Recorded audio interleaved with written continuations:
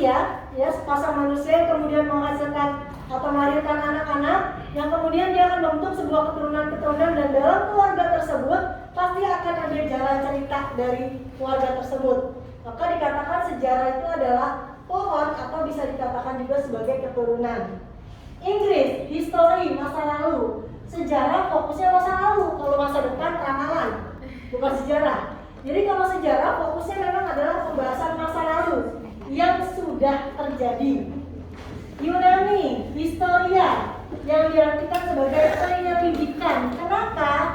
Sejarah memang harus diselidiki, harus diteliti. Kalau tidak dilakukan ini, mungkin itu bukan sejarah. Bisa saja hanya dongeng, atau hanya istilahnya cerita turun-menurun, atau hanya cerita-cerita lisan biasa.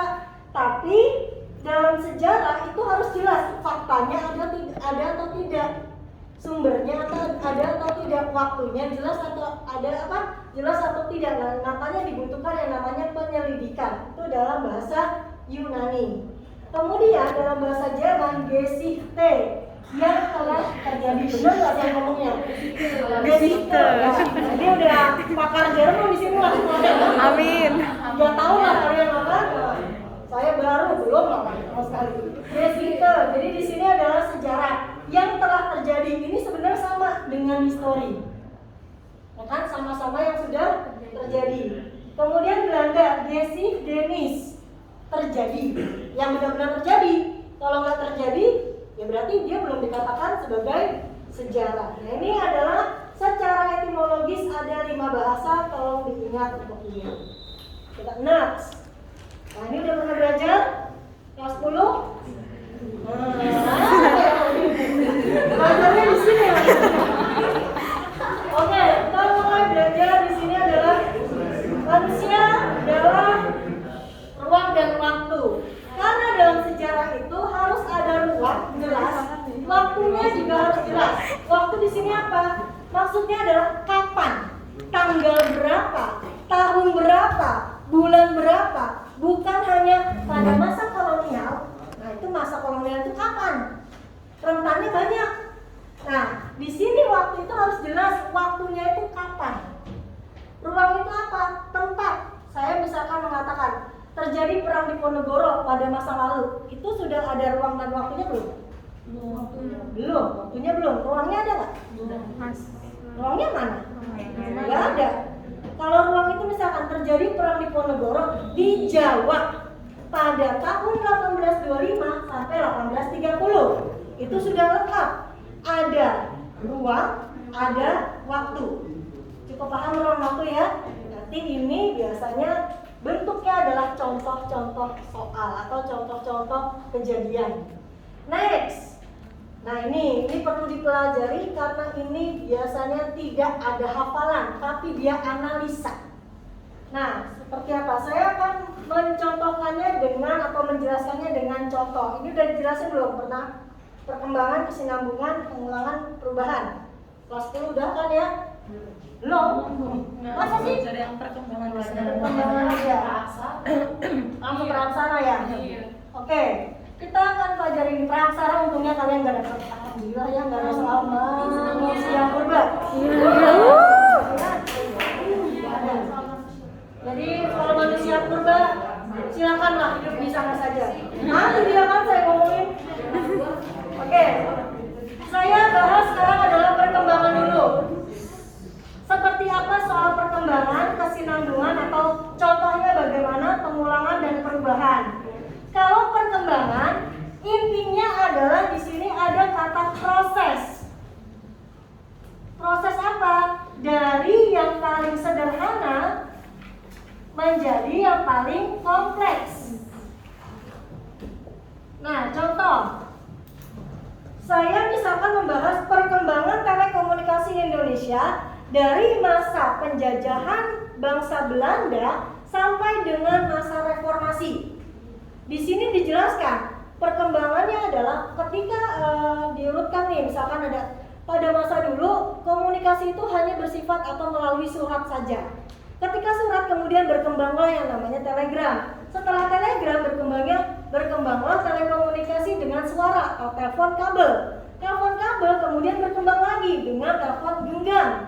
Setelah telepon genggam mulai muncul lagi yang namanya komunikasi secara internet atau melalui jejaring sosial. Nah itu namanya perkembangan. Dia ada proses dari yang paling sederhana ke yang paling kompleks. Saya kasih contohnya aja biar kalian paham apa itu perkembangan. Kemudian kesinambungan. Kayak misalkan di sini manusia purba, dari yang manusia purba yang kayak monyet banget, ya kan? Sampai yang dia bentuk manusia. Nah itu perkembangan. Seperti itu.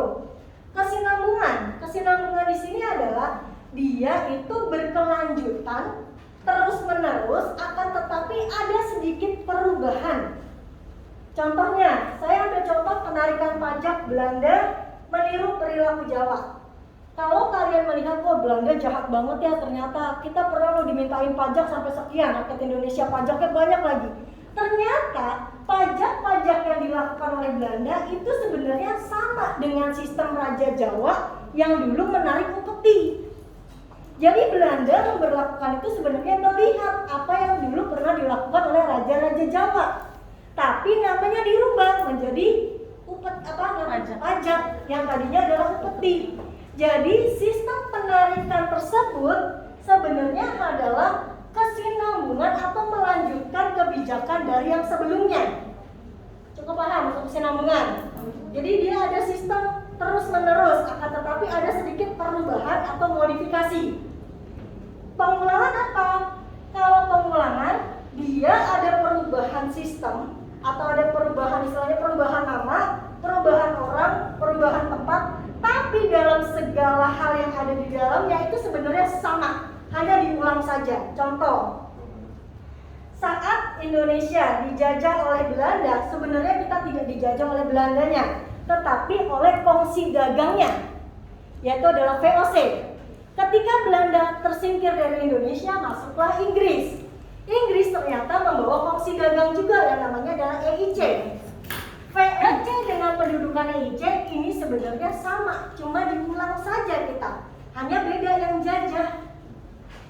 India, ketika India pada saat itu dipegang oleh oleh EIC, pada saat itu kan EIC-nya bangkrut. Kemudian dia dipeganglah oleh British Company oleh kerajaan Inggris yang langsung dipimpin oleh Ratu Inggrisnya. Sebenarnya sama-sama dipegang Inggris, dia hanya diulang gitu. Tapi dia sebenarnya bisa dikatakan dia hanya pengulangan berhenti, tapi kemudian ada lanjutannya. Lanjutannya itu sama persis. Jadi ini diulang benar-benar sama. Kalau kesinambungan, dia melanjutkan tapi ada modifikasi di dalamnya. Kalau pengulangan, dia diulang kembali. Yang tadinya sudah terhenti, ada sistem baru berulang lagi. Gitu. Jadi nggak terus menerus. Jadi ada sistem sedikit berhenti, kemudian ada diulang lagi. Ini pengulangan. Perubahan. Kalau dikatakan perubahan, dia sama sekali menentang yang namanya unsur lama. Dia langsung ke baru. Contoh, saya ambil contoh yang paling gampang untuk kalian. Ketika kita membahas reformasi belum lama, saat reformasi, mau nggak Orde Baru unsurnya masuk ke reformasi? Sama sekali nggak mau. Bahkan segala hal, bahkan itu yang bisa dikatakan cukup baik pada masa Orde Baru, dihapuskan semua. Contoh GBHN kan sebenarnya cukup baik di Orde Baru, tapi dihapuskan. Tidak ada yang namanya unsur Orde Baru itu di reformasi. Orang-orang Orde Baru ada nggak yang kemudian dia istilahnya tetap di sana dengan istilahnya ya biasa aja? Enggak juga, karena semua yang ada di Orde Baru itu akan dicap sebagai peninggalan Orde Baru karena itu harus disingkirkan. Contohnya Habibie yang dianggap sebagai antek Orde Baru. Nah ini yang dikatakan sebagai perubahan. Dia sama sekali tidak mau mengulang apa yang pernah terjadi di masa lalu. Kalau Mataram, saya ambil Mataram, ketika dia kena bencana di Jawa Tengah, dia pindah ke Jawa Timur.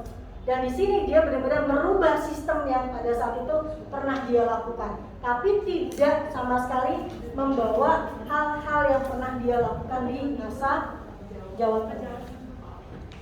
Jadi contohnya gitu. Sudah cukup paham belum untuk di sini? perbedaan antara perkembangan, kesinambungan, pengulangan, dan perubahan. Saya kasih contoh karena memang lebih mudah dengan contoh dibandingkan dengan pengertian. Cukup paham? Bisa kita lanjut? Oke, kita lanjut. Kita masuk ke ini, nggak usah. Kita langsung ke sini. Nah, udah pernah belajar ini? Belum. Sungguh, ini selalu ada. Dan untuk yang sekarang ini poinnya besar. 10 ya? Masih kelas 10. Tapi kayaknya mapel kelas 10 cuma nggak tahu pernah belajar. Oke, kita masuk ke sinkronik diakronik. Tolong diperhatikan karena ini cukup agak ribet. Kalau salah satu bisa salah semua. Dalam arti apa? Karena biasanya kita ingatnya satu poin nih. Kalau sudah satu poin itu kita ingat, yang ke bawahnya, oh kalau dia kayak gitu berarti cirinya A, B, C, D. Bisa langsung tek. Tapi kalau sudah salah di pengertian awal, ini bisa salah ke bawahnya. Oke, kita akan mulai ke sinkronik dulu. Nanti saya kasih contoh biar lebih mudah. Sinkronik ini dia meluas dalam ruang. Ingat, ruangnya luas, waktunya terbatas. Ruangnya luas, waktunya terbatas. Kalau diakronik kebalikannya. Kita lihat cirinya. Dia hanya mengkaji pada satu masa tertentu. Jadi dia tidak fokus ke urutan cerita. Jadi misalkan, nanti saya kasih contoh deh, gampangnya ntar aja biar satu poin. Kemudian penitik beratnya pada struktur.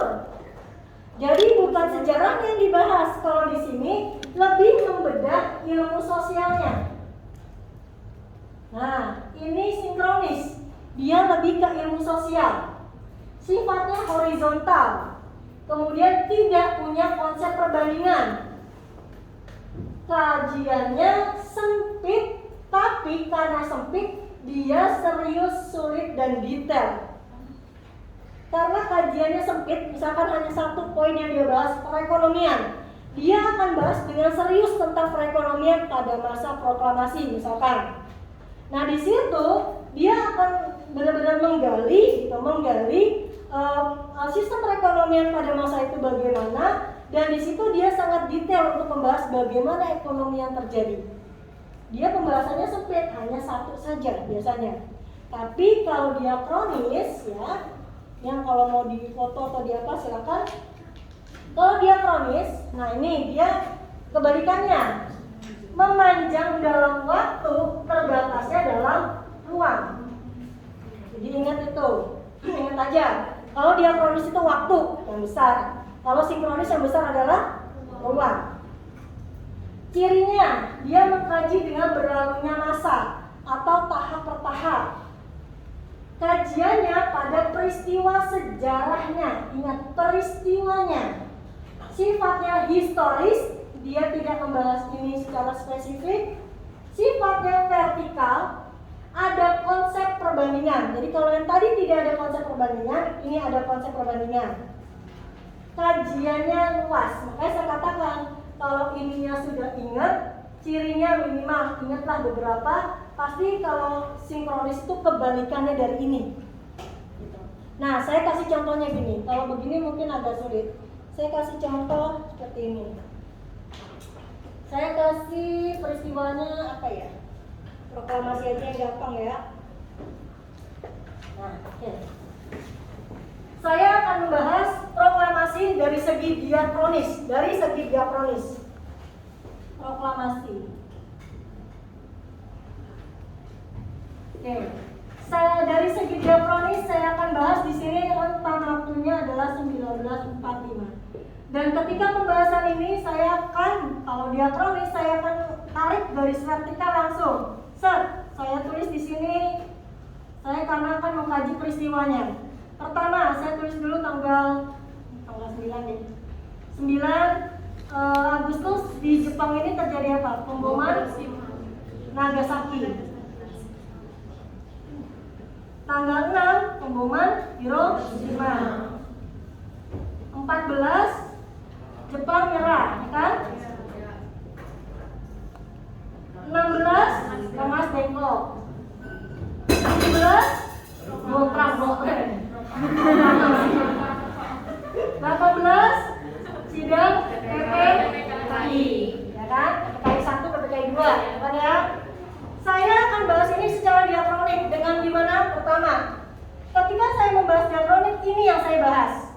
Terjadi peristiwa proklamasi, rentetannya adalah ketika tanggal 6 terjadi peristiwa Hiroshima. Kemudian dilanjutkan pada tanggal 9 terjadi peristiwa Nagasaki. Setelah Nagasaki dan Hiroshima bom, kemudian Jepang akhirnya menyerah dengan sekutu. Ketika Jepang menyerah dengan sekutu, terjadi kekosongan kekuasaan. Maka terjadilah peristiwa Rengas Dengklok. Saat 16 terjadi Rengas Dengklok, maka besoknya terjadi proklamasi. Dan tanggal 18-nya dipilihlah presiden dan wakil presiden. Kalau dalam sistem perbandingan akan saya bahas seperti ini. Terjadi atau pemilihan presiden dan wakil presiden tidak akan terjadi kalau tanggal 17-nya tidak ada proklamasi. Ada kan berarti perbandingannya? Proklamasi tidak akan terjadi kalau tidak akan terjadi tanggal 17 kalau para pemuda nggak nekat melakukan penculikan di Rengas Dengklok. Rengas Dengklok tidak akan terjadi kalau mereka tidak tahu bahwa tanggal 14 Jepang sudah menyerah. Jepang tidak akan nyerah kalau Nagasaki tidak dibom. Dia menyerah karena Nagasakinya dibom. Nagasaki tidak akan dibom kalau Jepang menyerah ketika Hiroshima dibom. Hiroshima dibom karena apa? Karena Jepang terlebih dahulu tahun 42 melakukan penyerangan Pearl Harbor. Nah, ini penjelasan dengan cara diakronik. Dia ada yang namanya pembanding dari setiap peristiwanya. Ketika di sini sudah mulai kita lakukan, kemudian ketika Indonesia merdeka, di negara lain sedang terjadi apa? Contohnya Jepang. Oh, Jepang sedang kalah-kalahnya. Kemudian apa? Sekutulah di sini ada tanda tangan. Nah, di sini bisa dikatakan ada pembanding di mana kita sedang merayakan proklamasi, tapi di sisi lain Jepang sedang hancur-hancurnya. Itu juga pembandingan. Jadi ini penjelasan dengan cara diakronik. Jadi dia menjelaskannya adalah berlalunya masa, peristiwanya yang ditekankan, dan kajiannya ini banyak yang dibahas, tapi dia tidak detail. Kalau secara sinkronik seperti apa? Saya akan bahas proklamasi. Ketika proklamasi, ini satu saja yang saya bahas. Proklamasi, saya tidak akan menyebut tahun, tanggal, dan sebagainya. Pokoknya masa proklamasi. Bagaimana pada saat itu proklamasi? Ketika terjadi proklamasi, seperti apa sih kehidupan politik kita? Seperti apa sih kehidupan ekonomi kita? Bagaimana kondisi masyarakatnya? Nah, dijelaskan dulu nih di sini. Jadi dia hanya terpusat secara ilmu sosialnya saja. Dan kemudian ketika sudah pembahasan-pembahasan ini, ya kan, ditekankan lagi secara politik lebih didetailkan. Dalam politik pada saat itu kondisi kita sedang tidak stabil, di mana bla bla bla bla bla bla bla. Makin detail, makin detail, makin detail. Ini yang dimaksud dengan sinkronik. Jadi bisa paham ya untuk sinkronik diakronik dengan contoh ini? Cukup paham? Ada yang belum jelas? Ya. Yang horizontal vertikal maksudnya apa ya? Nah, ini penjelasannya. Kalau dia vertikal dia menurut ke atas. Kalau dia horizontal dia hanya sekian saja yang dibahas. Jadi dia tidak pembahasannya enggak panjang. Kita loks ya. Ya. Dia sistemnya tidak pengertian, biasanya lebih ke analisa soal. Analisa soal. Tapi nanti di sini ini ada cukup nilainya cukup banyak di Tapi kalian kalau mau menganalisa harus hafal cirinya. Ya kan? Hafalkan cirinya.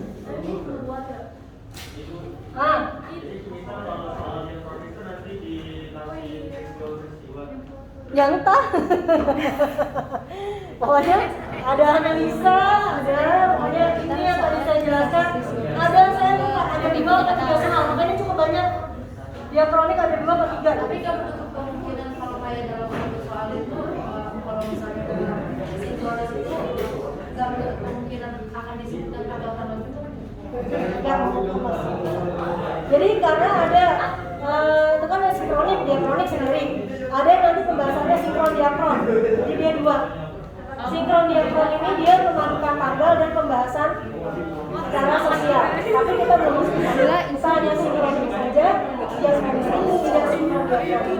Kalau sinkron diakron itu dalam satu paragraf atau dalam satu bacaan tunggal itu kita bisa melihat ada peristiwa di situ, tapi di situ juga dibahas tentang perekonomian. Terus semangat aja Jadi deh. di sini maksudnya adalah ilmu sosial sebagai ilmu sejarah. Itu sinkron diakron.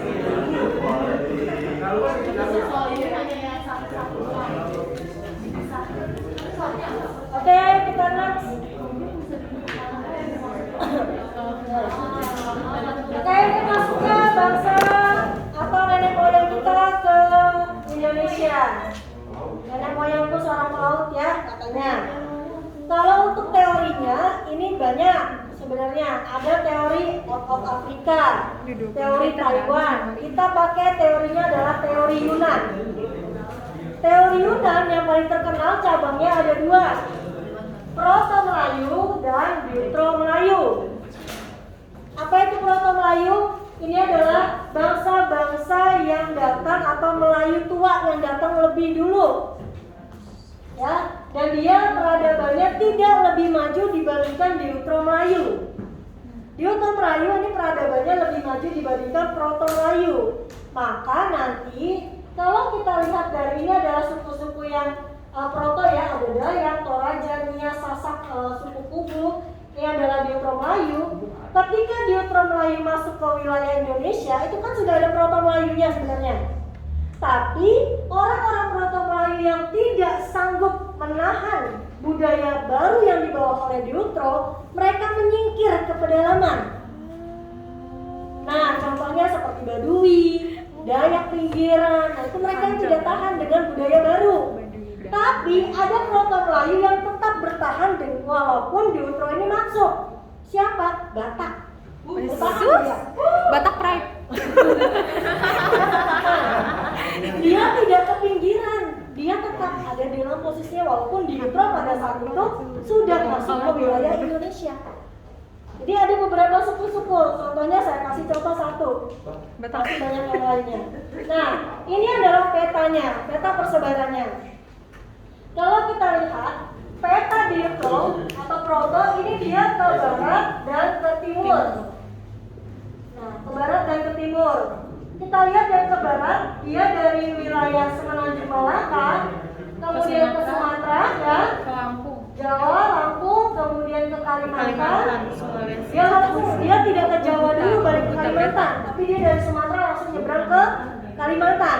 Bedanya kalau Deutero dia nyebrang dulu ke sini baru ke Kalimantan. Nah, makanya nanti contohnya tadi saya katakan Badui di sini dia tergeser nih dengan adanya dia tergeser dengan adanya Deutero, makanya dia ke pinggiran menjadi suku-suku pedalaman. Karena Deutero misalnya dialognya adalah budaya baru. Nah, kemudian ke Sulawesi. Next, di sini adalah mereka ke Bali. Jadi tolong perhatikan ini adalah peta persebarannya. Jadi ingat ya, kalau Proto itu dia tidak ke Jawa dulu baru ke Kalimantan, tapi dia langsung dari Sumatera dan Malaka langsung ke sini. Tapi kalau Deutero dia mampir dulu ke sini, baru singgah ke wilayah Kalimantan. Kenapa? Suku Bali. Dia dari Deutero, dia Mandutro. Dia mirip dengan orang-orang Jawa. Kalau nanti kita bahas Bali lagi, kalau kita bahas nanti kita akan coba sedikit bahas Bali ketika masa Majapahit pula. Oke, next teori masuknya agama dan kebudayaan di Buddha. Ya udah gampang lah ini lah ya. Ada teori Brahma. Teori Brahma itu gimana? Pembuka agamanya. Pembuka agamanya. Dia tahu ya ini ya. Satria? Prajurit atau bangsawan ya kan? Waisya? Pedagang. Dia katanya dagang sambil nyebarin Agama. Sudra. Dia kasta paling bawah ya. Yang katanya dia terbuang, ketika dia terbuang masuk ke wilayah baru dia nyebarin agama. Next arus balik. Yang keluar Saya ke India. balik lagi. Nah, di sini sebenarnya yang cukup dipercaya adalah dua teori saja, Brahmana sama arus balik. Kenapa? Kalau kita sebenarnya beberapa buku bahkan sudah mencoret kasta Sudra atau teori Sudra. Kenapa? Nggak mungkin. Nggak ada duitnya. Nggak ada duit satu. Kedua, dia ini kan kasta paling bawah. Dia kan nggak boleh berpendidikan. Nggak didengar. Nggak berpendidikan, nggak boleh belajar. Sedangkan yang diajarkan dalam Hindu itu adalah bahasanya Sanskerta Murtalawa. Itu hanya bisa dipelajari oleh kaum Brahmana. Satria aja belum bisa belajar itu, apalagi dia. Ya kan? Jadi teori Sudra ini memang sudah dicoret. Kalau arus balik, ini masih mungkin. Tapi ada kelemahannya, nanti kita akan lihat. Waisya, dagang. Tujuan orang dagang ngapain sih? Nyari duit. Mungkin nggak saya dagang nih ya kan, tiba-tiba saya ketemu sama Esther, dagang sekali ya, langsung saya jadi agama Hindu adalah bla bla bla bla bla bla bla. Seharusnya dalam satu hari saya bisa dapat 20 pelanggan, bisa cuma dapat satu doang. Jadi itu kayaknya oke. Kita akan lihat berbagai kelebihan dan kekurangannya ya. Kelebihan dan kekurangannya kita lihat. Oke, perhatikan. Ini adalah kelebihannya dulu. Pertama, agama Hindu memang milik kaum Brahmana. Tidak ada yang boleh mempelajari kitab Weda selain Brahmana. Yang bisa mempelajari itu adalah Brahmana. Yang lainnya hanya bisa mendengar apa yang telah dibaca oleh kaum Brahmana. Jadi dia memang kastanya itu kan sangat tertutup ya, kalau India itu sangat ketat aturannya. Kemudian prasasti Nusantara yang ada di kita atau di Indonesia itu bahasanya adalah bahasa Sanskerta, hurufnya Pallawa. Dan itu yang biasa dipelajari memang oleh kaum Brahmana.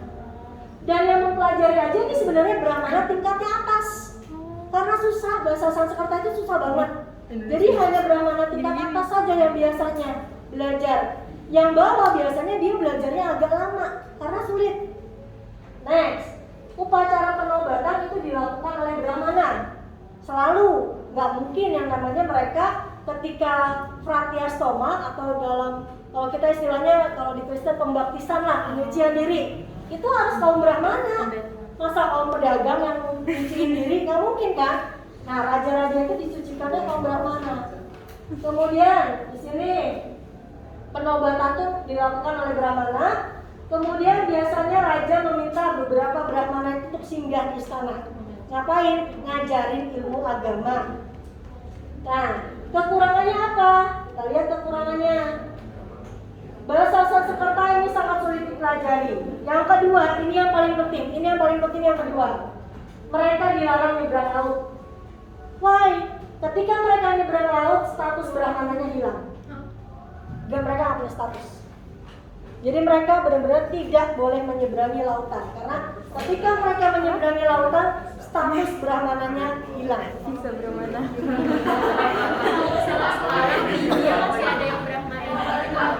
Kalau udah nggak terlalu ketat aturannya, udah boleh menyeberang lautan. kayaknya udah masih. Hanya lautan atau danau? Laut, kalau laut karena sampai nyebrang atau Hanya kolam susu.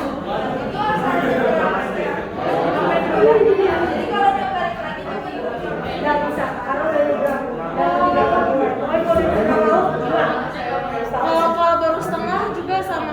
Nggak tahu tuh. Setengah hilang melayang. Oke, kita next teori Satria. Ya, teori Satria. Terus lagi. Oke, teori Satria. Ini mereka biasanya raja-raja itu punya semacam imbalan. Lu kalau misalkan lu bisa menaklukkan daerah itu gua kasih hadiah deh. Nah itu biasanya hadiahnya wilayah kah, uang kah, atau apakah, terserah. Nah itu yang nanti akan memicu kaum Ksatria ini untuk mencari wilayah jajahan atau wilayah taklukan. Akan tetapi ya, dari hal-hal ini sebenarnya kelemahannya juga cukup bisa diterima. Maka bisa dikatakan Ksatria ini bukan yang menyebarkan di Nusantara. Kenapa? Dari berbagai prestasi, itulah. Ada 3 kelas yang punya prasasti dan berbagai temuan dalam hal tertulis ya, itu tidak ada yang menyatakan bahwa Nusantara pernah ditaklukkan secara mutlak oleh bangsa India. Gak ada. Kita kalau kalah perang pernah, tapi kalau ditaklukkan secara mutlak itu belum pernah. Tidak ada. Maka kemungkinan tidak mungkin mereka menaklukkan kita kemudian menyebarkan agama. Karena tadi, dan untuk penyebaran agama pun mereka tidak menguasai bahasa Sanskerta. Jadi ini poin-poin ini yang menggugurkan teori Ksatria. Next, teori Vaishya. Kita lihat kelebihannya.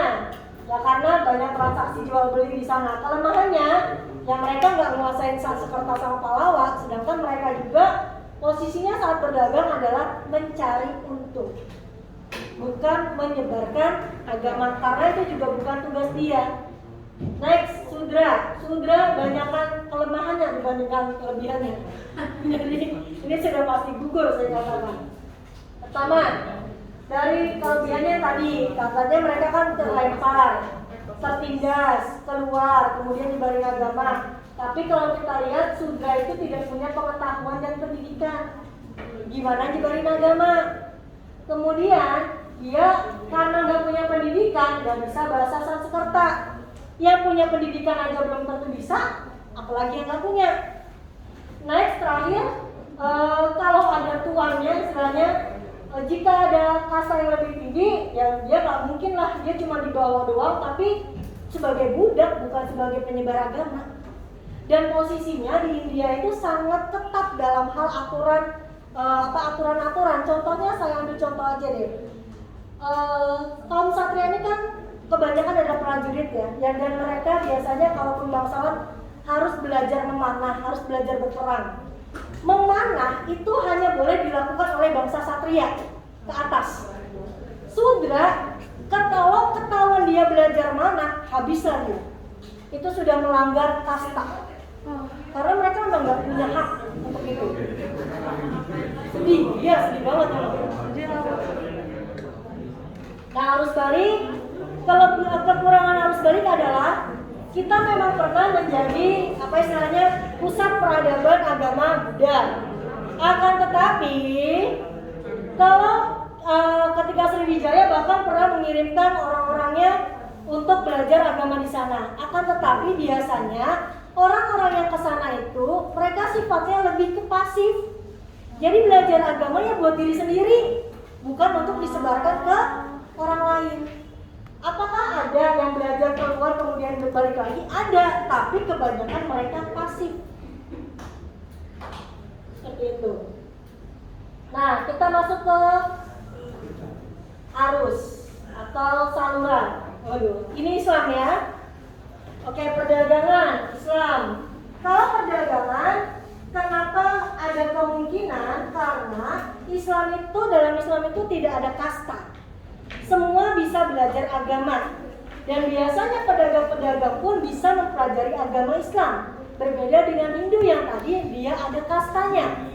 Gitu kan? Dia bisa belajar dan akhirnya bisa menyebarkan, tapi tidak secara benar-benar penyebaran secara plek banget, tidak, tapi hanya semacam begini ya pengenalan Islam. Jadi hanya sebatas ketika ada transaksi, Islam itu seperti ini dalam transaksi jual belinya. Tidak ada yang namanya peminjaman kemudian bunganya berlebih, itu dilarang dalam Islam. Seperti ini, seperti ini. Jadi mereka mengenal Islam lewat proses perdagangan. Jadi bukan ketika pedagangnya istilahnya mau ceramah, enggak sampai segitu. Nah, kemudian perkawinan ini cukup efektif. Karena apa? Dalam proses perkawinan, ya, contohnya adalah Raden Rahmat. Yang di sini Sunan Ampel nikah dengan Nyai Manila. Dia bukan Muslim, tapi ketika menikah dia berubah menjadi seorang mualaf. Ketika jadi mualaf, keduanya Islam. Saat dia melahirkan keturunan, otomatis keturunannya adalah Islam dan akan melahirkan keluarga Islam. Nah, ini proses perkawinan dan lebih mudah. Pendidikan, kata kuncinya adalah pesantren. Ya. Ini dilakukan juga oleh Sunan Ampel. Seperti apa? Saat Majapahit pada saat itu masih berdiri, itu ada mereka kan gini ya. Kenapa sih mungkin kalian nanya kok Majapahit ada tapi Islam juga berkembang? Sebentar, yang mau ngobrol di luar ya, ruangan kosong sebelah. Ya, atau di lapangan boleh, sekalian bulet gitu. Nah, di sini 4 menit lagi tuh. Ya, nggak kelar. Waktu pesantren. Jadi, kenapa? Jadi pesantren ini saat Majapahit aja berdiri, memang dia kan penaklukannya Majapahit itu sistemnya penaklukan hanya dalam hal politik. Budaya dan yang lainnya terserah lu mau ngapain, yang penting dalam politik lu takluk di atas gue, di bawah gue. Itu Majapahit. Maka ketika Majapahit masih ada, Islam pun sebenarnya sudah berkembang karena diperbolehkan. Ini yang membedakan Majapahit dengan kerajaan lainnya. Gitu. Dia tidak memaksakan. Nah, salah satunya pada saat itu berdirilah pondok pesantren yang diketuai juga oleh Sunan Ampel. Nah, salah satu yang masuk adalah di pondok pesantren itu si Raden Fatah yang nanti mendirikan Kerajaan Demak. Dia dulu dari Sumatera. Wah, ini kalau cerita Raden Fatah ini sangat-sangat Indosiar banget lah. Indosiar banget ya, anak banget ya. Indosiar banget ya. Kalau cerita kerajaan itu Indosiar banget lah. Nah, pada saat itu ketika ini dibuka maka akan banyak santri yang belajar agama. Nah, ini maksudnya pendidikan. Dan ini bukan hanya di Jawa saja, tapi dari berbagai wilayah Nusantara banyak yang datang ke sana untuk belajar agama. Nah, next tasawuf ini lebih pendekatan diri kepada Allah Subhanahu wa taala, lebih ke secara pribadinya. Pendekatan diri secara pribadi, istilahnya dia benar-benar pengen mendekatkan diri itu lepas dari hiruk pikuk keramaian, dan dia benar-benar kayak semacam saya berserah banget nih gitu. Setelah melakukan tasawuf nanti akan ada semacam perbaikan yang lebih baik ke depannya. Politik, nah ini yang paling cepat sebenarnya. Saya kasih contoh politik yang paling cepat. Kenapa? Karena sistemnya kalau rajanya di sini Islam, rakyatnya juga pasti Islam. Dia ikut. Contoh Majapahit. Saat Majapahit itu kan mayoritas Hindu Buddha. Tapi ketika Majapahit diserang, kemudian jatuh, muncullah Demak. Demak adalah kerajaan Islam. Kita tahu wilayah Jawa pada saat itu mayoritas menjadi Islam. Ya kan? Berkembanglah Islam. Terus apakah dia memaksakan orang-orang Hindu Buddha itu untuk masuk Islam? Tidak. Yang mereka tidak mau masuk Islam, mereka pindah ke Bali. Makanya kalau kita lihat orang-orang Bali itu ada bahasa-bahasa Jawa-Jawanya. Nah, itu banyak orang pelantaran Majapahit. Gitu. Jadi di sini kalau secara politik dia seperti itu.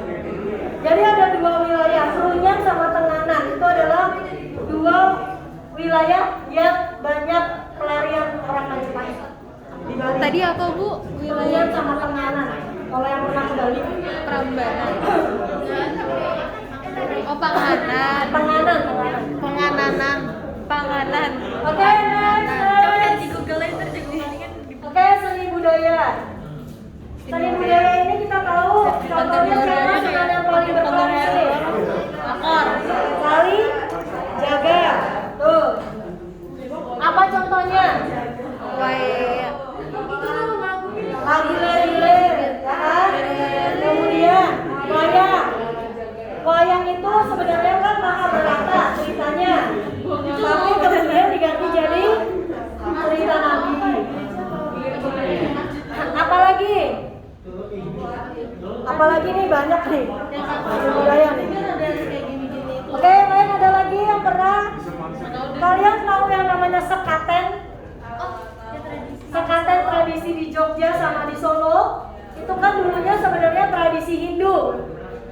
yang dibacakan atau dinyanyikan juga kidung-kidung.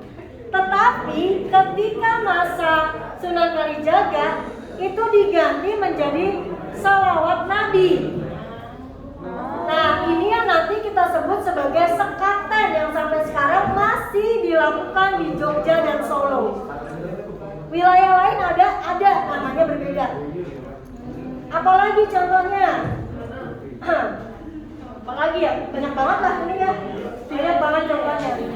Saya bingung karena riwah jadi nggak bisa mikir. Untuk kan? Berisik. Oke, next. Sorry, Tadi ada yang mau saya jelasin di sini tapi Pak. Sembilan. Wayang. Satu lagi misalkan seperti yang kalian wayang kan juga tadi. Terus seperti kalian pernah dengar nggak kalau ada yang meninggal itu ada yang namanya tahlilan? Iya. Kalem dino, pitung dino, 40 dino, ya kan? 100 nyewu. Nah, itu dalam Islam nggak ada. Iya. Tapi dulunya ada itu ketika budaya ini. Maka untuk memadukan antara budaya Jawa dengan Islam dipadukanlah ketika terjadi adanya orang meninggal yang tadinya itu adalah semacam ritual digantilah dengan tahlilan. Maka bisa dikatakan tahlilan yang kita lakukan atau yang bisa yang biasa dilakukan oleh kebanyakan orang itu sebenarnya adalah akulturasi antara budaya Hindu Jawa dengan budaya Islam. Jadi nggak ada dalam Islam itu nggak pakai itu pun nggak masalah. Mungkin kalian yang paham betul, Ayo. ya kita cari lagi yang lainnya. Hah? Termasuk? Nggak ada. Tasyaturan tuh halbi itu kan nggak? Habis ya? Dikit. Ini sekilas saja ya, sekilas saja. Karena tadi Gospel. Oke. Sebentar saya cuma minta waktu 5 menit kalian cukup fokus untuk sampai slide akhir. Biar tahu apa aja yang dibahas lainnya ya. Please, 5 menit saya minta. Ini untuk pertama adalah kedatangan bangsa barat di Eropa. Kita tahu ada 3G, Gold, Gospel, Glory. Dan ini juga sebenarnya dipengaruhi oleh merkantilisme yang pada saat itu berkembang di Eropa. Mereka mencari kekayaan dan kejayaan. Nah, next kita tahu sendiri ada yang namanya reformasi gereja. Kristen pada saat itu mulai ingin menyebarkan agama, baik itu yang Katolik pengen pemulihan nama baiknya dia, ataupun dia yang Protestan yang memang ingin menyebarkan agamanya. Jadi memang ada semacam penyebaran agama Kristen. Kemudian di sini pembuktian heliosentris dan kompas. Apakah benar teori heliosentris tersebut? Jatuhnya Konstantinopel, karena setelah jatuh Konstantinopel, pintu antara barat dan timur ini terbuka dengan luas. Jadi memungkinkan mereka bisa keluar. Nah, ini adalah kebijakan-kebijakan dari Belanda. Next, kebijakan Volksstelsel mungkin kalian pernah ingat. Saya tidak akan menyebutkan cirinya atau pengertiannya, tapi contoh gampangnya. Oke, bentar. Ya. Kalau Volksstelsel, kalau kata kuncinya adalah 1/5 bagian tanah. Awalnya 1/5 bagian tanah ini adalah untuk tanaman wajib dan tidak kena pajak. Yang lainnya terserah, petani mau menanam apa terserah. Ini untuk kebutuhan dia tapi kena pajak. Kalau ini nanti gagal, ini tidak akan kena skors atau dalam arti petani tidak akan menanggung resiko. Tapi pada kenyataannya yang tadinya Volksstelsel itu dinilai baik, pada kenyataannya tidak 1/5, tapi 4/5.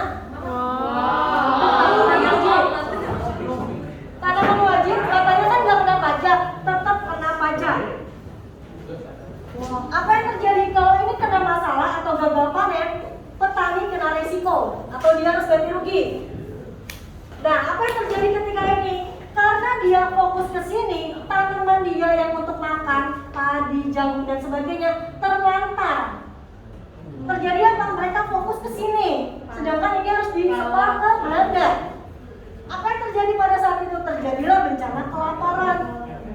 banyak kematian dan sebagainya. Karena apa? Mereka nggak bisa ngurus lahannya sendiri karena fokus ke sini. Karena berbagai permasalahan tersebut yang bisa dikatakan Belanda sangat menindas Indonesia, kita tahu muncullah yang namanya politik etis. Apa aja di sini? Ada irigasi, edukasi, dan transmigrasi. Contohnya apa? Kalau dalam edukasi gampang banget, muncullah kaum terpelajar Indonesia yang nanti merubah sistem karakteristik perjuangan kita. Yang tadinya kita sistemnya adalah seperti ini, menjadi seperti ini. Nah ini sebenarnya kelanjutan, bisa cepet aja ya. Next, faktor eksternal internal dari nasionalisme. Faktor eksternal. Kemudian ini yang kalian pelajari kolonialisme Jepang seperti apa? Apakah ada dampak baik dan dampak buruk? Dampak baik dan buruknya. Sumpah Pemuda khususnya adalah di Kongres kedua.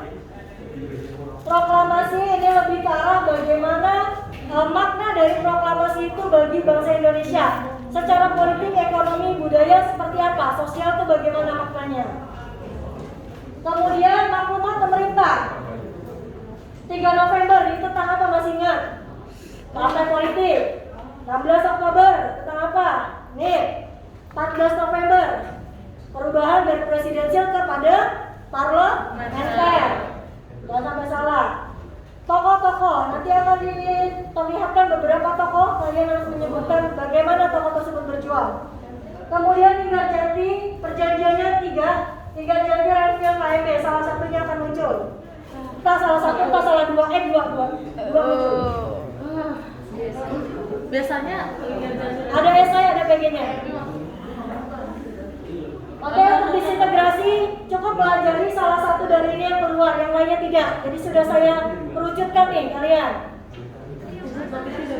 Yang mana nggak tahu?